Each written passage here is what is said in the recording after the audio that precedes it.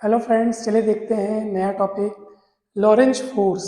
और ये फोर्स किसी चार्ज पार्टिकल पर तब लगता है जब वो मैग्नेटिक फील्ड और इलेक्ट्रिक फील्ड दोनों के प्रभाव में, यानी कि दोनों के उपस्थित रहने पर, यानी जब उस चार्ज पार्टिकल दोनों फील्ड एक साथ लग रहे हों और वो चार्ज पार्टिकल मूव कर रहा हो उन दोनों फील्डों के इफेक्ट में, तब उस पर जो टोटल फोर्स लगता है उसको हम बोलते हैं लॉरेंज फोर्स। यानी कि हम यहाँ पर उस चार्ज पार्टिकल पर जो टोटल फोर्स लगेगा वो एक लगेगा इलेक्ट्रिक फील्ड के प्रभाव के कारण, यानी इलेक्ट्रिक फील्ड के इफेक्ट के कारण, और एक लगेगा मैग्नेटिक फील्ड के कारण। तो टोटल फोर्स को कहेंगे लॉरेंज फोर्स। अब हम ये दोनों बारी बारी से कैलकुलेट करेंगे। देखिए, अगर चार्ज पार्टिकल पर चार्ज की वैल्यू Q है और वो जिस इलेक्ट्रिक फील्ड में चल रहा है, मान लीजिए वो इलेक्ट्रिक फील्ड E है, तब उस चार्ज पार्टिकल पर जो इलेक्ट्रिक फील्ड के कारण फोर्स लगेगा उसकी वैल्यू होती है QE। सिंपल सी बात है ना।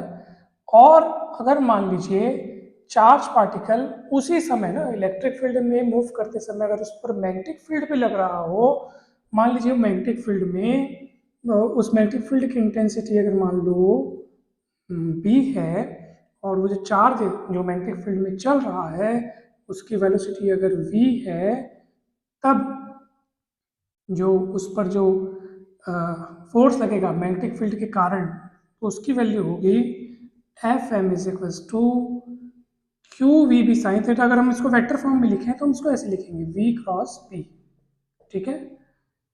और स्केलर फॉर्म में लिखते हैं तो हम कैसे लिखते हैं F is equals to Q V B sine theta, जहाँ थीटा क्या आपको पता होगा V और P के बीच का एंगल, ठीक है। V और B के बीच का एंगल है थीटा।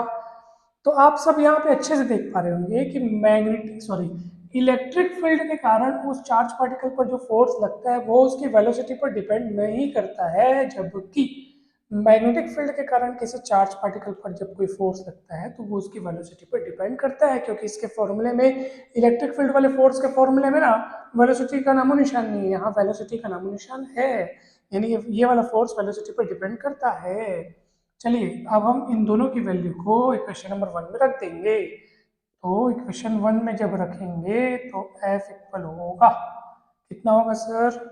तो एफ की वैल्यू है क्यू ई और एफ एम की वैल्यू है क्यू वी क्रॉस पी।